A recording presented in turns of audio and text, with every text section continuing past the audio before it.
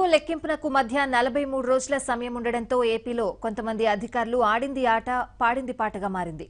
అధికార పార్టీ నేతలు పనులపై ఫోన్ చేస్తే కొంతమంది ఫోన్లు కూడా ఆన్సర్ చేయకపోవడం, మరికొంతమంది జగన్ కు సన్నిహితులెవరో చూసుకుని వారితో టచ్లోకి వెళ్తున్నారు. 3 జిల్లాల కలెక్టర్లు అధికార పార్టీకి చెందిన మంత్రులు ఫోన్ చేసినా స్పందించలేదని ఆ పార్టీ నేతలే బహిరంగంగా చెబుతున్నారు.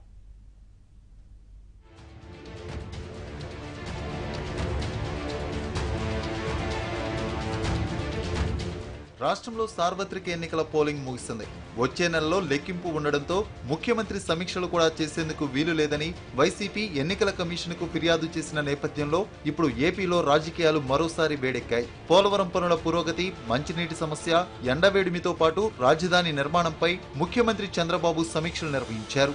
శాంతి భద్రతలపై ప్రభుత్వ ప్రధాన కార్యదర్శి డీజీపీతో కూడా సమీక్ష చేస్తారని భావించినప్పటికీ ఆ సమీక్ష లేదని ఆ తర్వాత సీఎం కార్యాలయం ప్రకటించింది. హోం సెక్రటరీ అనురాధ రాష్ట్రంలో శాంతి భద్రతల పరిస్థితిపై ముఖ్యమంత్రికి వివరించారు. పోలింగ్ పూర్తవడంతో చంద్రబాబుకు సమీక్షలు చేసే హక్కు లేదని వైసీపీ ఆరోపించింది.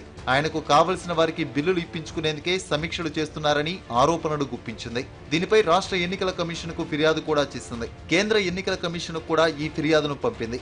అయితే సమీక్షలు చేసే అవకాశం ఉందని, విధానపరమైన నిర్ణయాలు, ఆదేశాలు ఇవ్వకూడదని ఎన్నికల కమిషన్ తో పాటు మాజీ అధికారులు కూడా చెబుతున్నారు.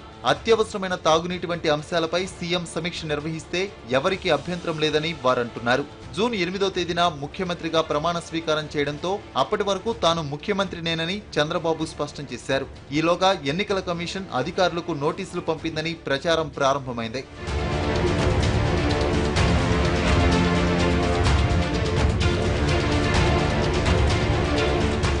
రాష్ట్రంలో కొంతమంది ఐఏఎస్ అధికారులు 2-3 జిల్లాల ఎస్పీలు వ్యవహరిస్తున్న తీరు ఇప్పుడు రాష్ట్రంలో ఆసక్తికరమైన చర్చకు దారితీస్తుంది. ఇరువురు అధికారులు జగన్ సన్నిహితులైన కొంతమంది నేతలతో టచ్లోకి వెళ్లారని సమాచారం అందింది. 3 జిల్లాల కలెక్టర్లు తమకు ఫోన్ చేసినా అధికార పార్టీ నేతల ఫోన్ కాల్స్ కు కూడా స్పందించకపోవడం పట్ల ఆ పార్టీ నేతలు వారిపై గుర్రుగా ఉన్నారు. ఓ ఎస్పీ వైసీపీ నేతలు చేసిన దౌర్జన్యాలపై సరైన రీతిలో స్పందించకపోవడం, పోటీ చేసిన అభ్యర్థి పేరు నిందితులు చెప్పినప్పటికీ ఆయనపై కేసు నమోదు చేయకపోవడం పట్ల అధికార పార్టీ నేతల్లో నిరసన వ్యక్తమవుతుంది. ఈ అంశాన్ని ముఖ్యమంత్రి చంద్రబాబు వరకు తీసుకువెళ్లారు. గత 5 సంవత్సరాల కాలంలో తెలుగుదేశం ప్రభుత్వంలో కీలక పాత్ర పోషించిన కొంతమంది అధికారులు కూడా సచివాలయంలో చేస్తున్న వ్యాఖ్యలు, వారు వ్యవహరిస్తున్న తీరుపై ఇప్పుడు ఏపీలో అధికార పార్టీ నేతల మధ్య చర్చ జరుగుతోంది.